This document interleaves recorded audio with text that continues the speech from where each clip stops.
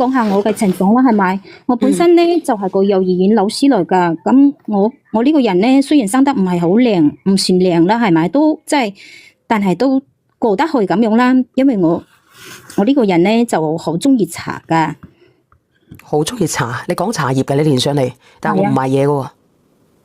唔係你賣嘢，我真係想將我啲事講俾你聽，即係幫我分析下，我依家應該點嗰啲咩？呢係咩事？我同你講啦，你聽我講啦。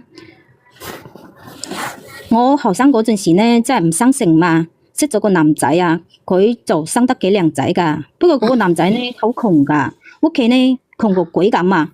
佢又冇嗰啲乜上進心喎，一個月咧先得4、5千蚊噶。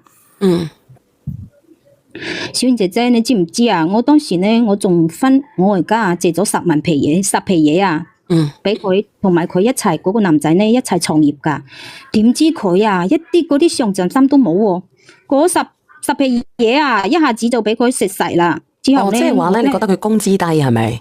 然之後咧就幾千蚊個月喺外家嗰度借錢咧俾佢，去創業。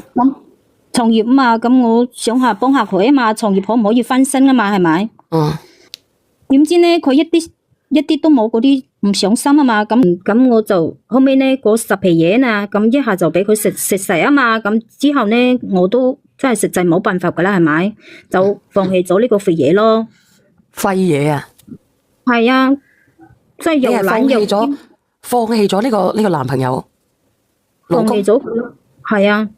老公定係男朋友嚟㗎？其實係我屋企咧，我哋係農村嘅嘛。我哋兩個係冇扯證噶，就可以話咧係嗰種咩事實婚姻嚟噶。事咩實啫？咁你哋只係拍拖啫，有冇生細佬哥噶？都生咗一個仔噶。咁當時都即係唔生性啊嘛，乜都唔知啊嘛。咁即係顧住人哋好睇啊嘛，貪人哋生得靚仔啊嘛。咁然之後咧？然之後我就放棄咗，我就走咗啦。嗰個仔都抌俾佢啦。個仔俾咗佢，你走咗，咁你走咗去做乜嘢？咁我走咗，咁未出嚟做嘢咯。然之後咧，多謝晒晶瑩剔頭吓。娟姐姐，因為我呢個人咧就好中意茶噶，唔係話我啱啱講嘅，唔係話咩，你唔係話問你賣咩茶葉噶。其實我好中意飲茶嗰啲啊。即係各種茶我都好中意飲噶，咁咪識咗好多嗰啲做茶嗰啲朋友啊嘛。咁有一次咧，我朋友啊係我朋友嗰個茶莊咧識咗個男人喎，佢咧真係開廠噶，開廠噶係啊。咁係我哋當地咧都算係一個比較成功啲嘅人。後尾咧我同佢咪成咗一對忘年之交咯。忘年之交啊？你哋嘅交係有交集定係交乜嘢？哎呀，點解講咧？你聽我講啦，因為我識佢嗰陣時咧，我先27歲噶，佢嗰陣時咧都58啦。當時咧，27歲同埋58，你哋係做咗好朋友，定係做咗啲乜鬼啊？咁兩個人比較傾得來啊嘛，咁即係好難忘年之交咧，就係忘年知己咁樣啊。兩個人就比較知己咯，即係乜嘢都可以講嗰種啊。等等先，林家大少晏啲先啊。乜嘢都可以傾，咁佢係俾咗啲咩字？即係俾咗一條咩路你咧？佢當時係咁同我講噶。佢咧雖然事業有成啊嘛，係咪？咁用我哋當地咧嗰度嘅土話嚟講咧，佢真係依家咧就有才無後。你識唔識聽啊？即係佢依家咧就有嗰啲美啊，即係比較成功啲啊嘛。但有才無後，即係佢生唔出細佬哥係咪？係冇仔啊！冇仔唔係冇後啊！佢只係冇男仔啫，係咪啊？生唔到小朋友，生唔到男仔。係我當地潮州嗰度啊，潮汕啊，你知唔知啊？好封建噶，一定要生個仔噶。聽到你。冇仔，即係你有嗰啲銀紙都俾人睇唔起噶。但係你唔係潮州人嚟噶喎。我唔係潮州人，嗰個男嘅係潮州噶。佢就話咧，同佢老婆啊，自從生咗個女之後咧，佢老婆就一直拖唔上 BB， 即係因為佢老婆嘅身體嘅原因啊，就唔係佢嘅原因。佢咧都好愛佢老婆噶。咁佢話佢老婆咧，即係話係佢最艱難嗰陣時咧，就陪住佢東山再起噶嘛，係咪？咁所以咧，佢哋就一直都咁過啦，就冇諗咁多啊嘛。但佢心入邊咧，雖然佢依家都50幾啦，但佢心入邊咧都好遺憾噶，就一直都諗住咧，真係對唔起祖宗列祖列宗咁樣咯。咁佢老婆都即係當時之前啊，都同佢提起過，即係叫佢咧喺出邊搵個女仔咧，幫佢生個仔，抱翻屋企俾佢養。咁你即係咩意思啊？你即係你嘅意思即係話咧，你同人哋乜嘢係咪啊？你同人哋發生咗感情？咁我當時仲後生啊嘛，咁未諗咁多，咁我咪就聽到兩個人又傾得來，咁聽佢咁樣講又好可憐咁我咪就你可憐佢。係啊，咁你可憐佢，然之後咧，你可憐佢，然之後你做咗啲乜嘢？當時啊，佢就同我商量啊嘛，如果我可以即係替佢生個仔嘅話咧，佢就會買一套房俾我，仲俾我100個喎。咁佢咁樣講，我當時都真係好心喐嗰種咯。咁你係可憐佢定係你自己心喐啊？我心喐咯。咁即係都有啊，係嘛？哦，咁你係睇咗啲銀紙份上啊？後尾咧，我都好順利就咁樣有咗啊嘛，同佢喺埋一齊，而且啊，小姐姐知唔知啊？檢查出嚟係個仔喎。咁你想點樣啊？如果你講咗成大輪嘅，你有咩同佢生咗個仔係咪？